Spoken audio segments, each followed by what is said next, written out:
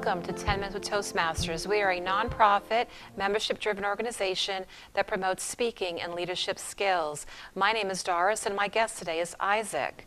Isaac, welcome. Thank you. Happy to be here. Thanks for being here. Tell me about your experience with Toastmasters. So I began Toastmasters probably over a year ago.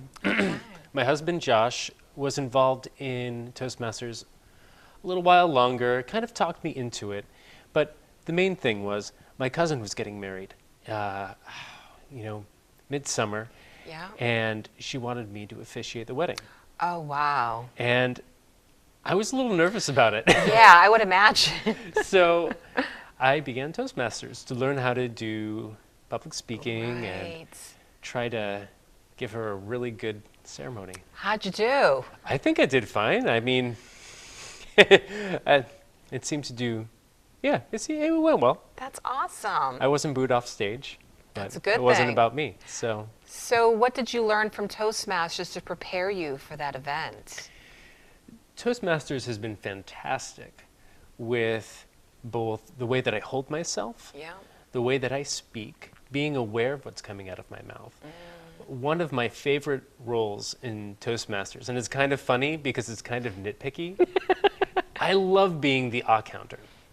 For those who don't know what an ah counter is, that's a role that somebody takes and pays attention to all the ahs, ums, and filler words throughout the meeting.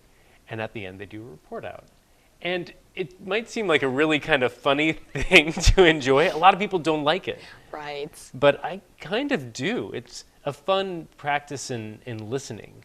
It certainly is. And I have to agree with you that I love the counter role, because once you become a Toastmasters member, you'll always hear the ums, yeah, but so, kinda. You'll hear all of those words that we fill in because we're so nervous of that space of silence, right? Yeah, that pause. Yeah, the pause. But yet the pause is amazing, and that it could be so dramatic in your storytelling, in the suspense, the mystery, all those good things. Yeah. And, talking about storytelling, that's what kind of kept me with Toastmasters, the love of stories. Right. I love a well-told story, and I have since I was a kid. So there's a certain magic in it.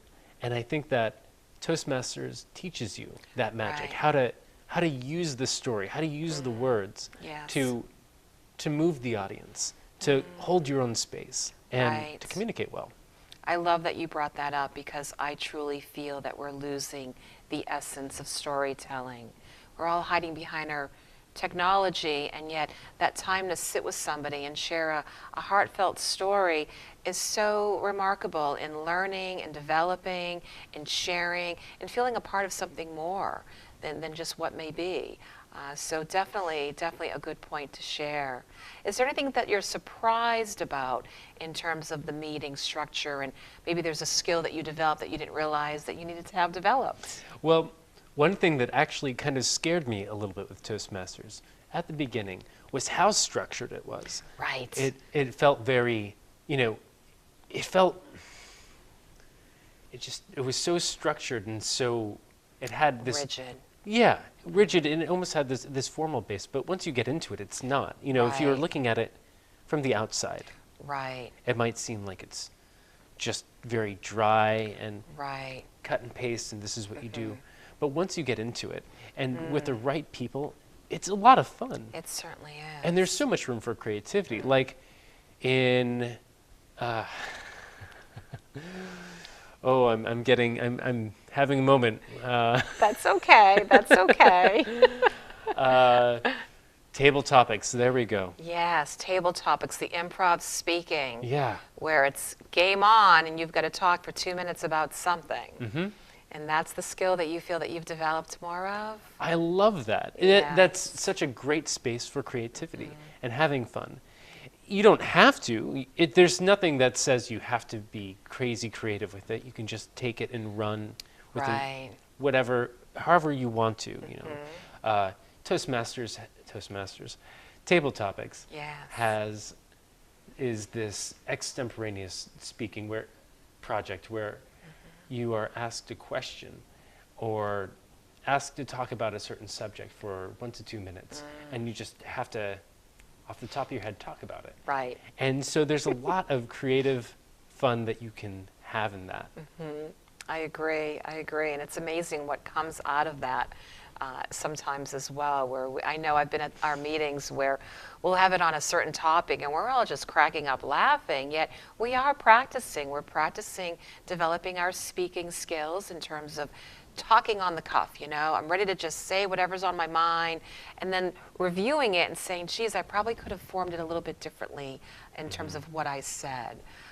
But I agree that it is definitely a fun role to have. What would you say to a potential new member that would want to come visit our club? I would say try it out. It's incredibly easy just to show up and sit back and watch it unfold and get a feel for it, see if you're into it. You probably will be. If you're already showing up, you probably will be. I don't think that we've had a lot of people show up, go to a meeting or two, and then be like, it's not for me. For the most part, people come back because it's so much fun. And there's a lot of room to explore your skill sets in whatever fashion you're looking for. Whether it's leadership, storytelling, talking in front of groups of people, being a better communicator. These are all skills that we can use. Absolutely, and I think one more that I would touch upon is time management. Absolutely. And we joked about the agenda being rigid. We do start on time, we end on time, we're punctual that way because in the real world, you have an appointment at the doctor's, well, we would hope that you show up on time, right? Because if you don't, then they're going to charge you for it. But that's one silly example. But overall, we are on a clock. Where we have to go to work on time and so forth. And it really does help people learn and identify that there's more to this meeting than just this one, 20-minute segment that I may be sharing. Right. But definitely good stuff. Oh, great. Is there anything else you'd like to share before we wrap things up? Toastmasters is an amazing experience, and it's an amazing chance to explore different topics for you to learn that would really help you in a lot of life situations. Awareness. Absolutely. And it's a great community too. There's a lot of great people that are involved, and it's a lot of fun and educational. Absolutely.